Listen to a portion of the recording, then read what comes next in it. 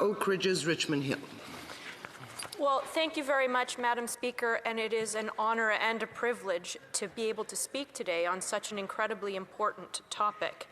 Today's motion is so important because when it comes to Canada's approach, we, like many other Western democracies, have simply got it wrong. Now, 50 years after establishing diplomatic relations with China, we must collectively, soberly, and urgently rethink our approach to the People's Republic of China. That's why today's motion is so critically important, because it represents a long overdue first step into changing that approach. The motion calls for the government within 30 days to make a decision on Canada's use of Huawei in our 5G network and to develop a robust plan to combat China's growing foreign operations in Canada and its increasing intimidation of Canadians who live here. Now, let me be clear before we get too far on. This is not about Chinese citizens. It's not about the people living in China. It is about the People's Republic of China, the Communist Party of China. So, how did we get our approach to China so very wrong? Well, overall, we collectively, as Western nations, Canada included, made the assumption that China would eventually liberalize, uphold the rules of international order, cooperate with democratic world because they saw the benefits of capitalist economics. But we were wrong. Instead, China has emerged as one of the most powerful authoritarian states in history and a major challenger to the liberal world order. Oppression in China is intensifying. They have imposed drastic and far-reaching national security law in Hong Kong. They continue to exploit the people in Tibet. They have re-education camps where they are interning Uyghurs, and those are just a few of various numerous examples of oppression. And probably the most disconcerting thing is that these increasingly oppressive acts, once hidden, are now much more blatant and out in the open. And the CCP, the Communist Chinese Party's ambitions, are not confined within China's borders. They represent an integrated approach across the world, employing social, economic, and military means to achieve their ambitions. That's why today's motion is so important, because our response in Canada must be an integrated and comprehensive approach that recognizes that the threats are not only on other soil, but are actually happening right here. Once upon a time, Canadians believed that foreign policy was something that we did on distant shores. We believed that because we're on this side of the Atlantic and protected and haven't really seen drastic or dramatic wars on our shores, that foreign policy was something that happened somewhere else, that we were not threatened here at home. However, that must fundamentally change, because the CCP looks to legitimize authoritarianism and seeks greater acceptance of that authoritarianism, and they are using means to achieve that end by undermining and eroding democracy right here at home. And many of our democracies, as a result, are hanging in the balance. So what means exactly are they using? Well, we know about cyber espionage, where they're using social media to influence and to change the minds of our citizens. We see that the People's Liberation Army is hacking, and we see intellectual property theft from everything from private corporations to the National Research Council.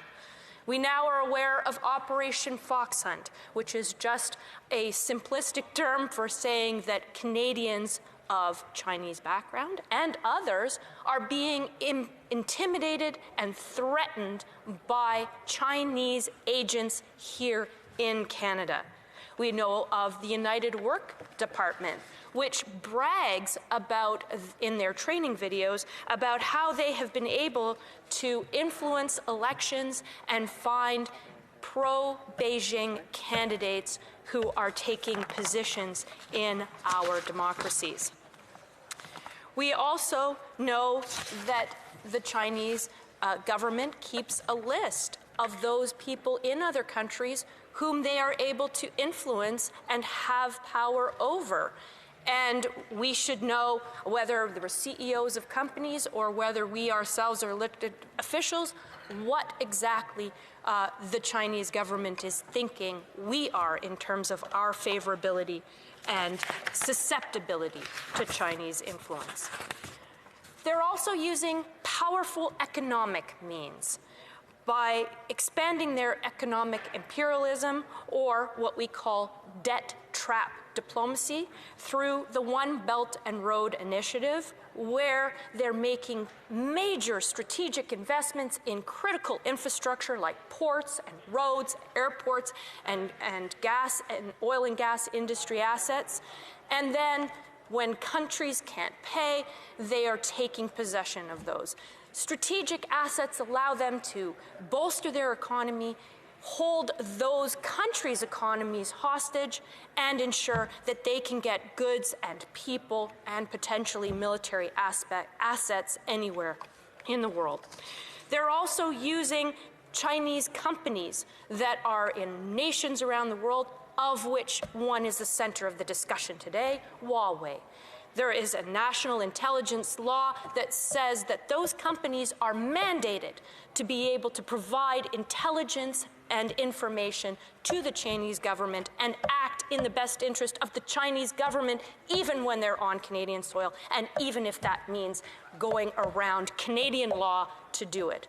That, Mr. Speaker, is frightening and is a threat not only to our national security, but to our rule of law, our democracy, and our social and economic security. Militarily, the Chinese government is expanding rapidly. We've seen one of the largest operations where they've partnered with Russia in recent memory. Over 300,000 troops and 36,000 tanks. They have considered themselves now a near-Arctic state, putting in place a Chinese Arctic policy and targeting our Arctic here in Canada. We know that there are Chinese submarines, and we know that they have ambitions for the Northwest Passage, which will be a game changer in the next century because it will allow goods to get around the world by water much more quickly. So economically, socially, politically, we are vulnerable right here at home, and the Chinese government is working nonstop to place us under threat. So, what do we do about it? We need to urgently and absolutely rethink our approach. Now, the good news is that we're not alone, because many, many countries, Western democracies around the world, are recognizing that it's a greater threat and we need to do something urgently. So that's why this plan today is so important. First, we need a decision on Huawei, and it must be banned. But secondly, more importantly, we need a plan to get a plan. We need to be clear-eyed about Chinese ambitions. We need to get more intelligence on just how vulnerable we are. We need to know one integrated, comprehensive plan to address these threats, and perhaps we even need a cabinet-level position to be able to do that. The government saying they can't do the plan to get a plan in 30 days is unreasonable. This is an existential threat. We're running out of time. We must do something to protect the citizens right here on our soil and the values that we hold dear at home and abroad to protect the international world order, our democracy, our security, and our future. Thank you, Madam Speaker.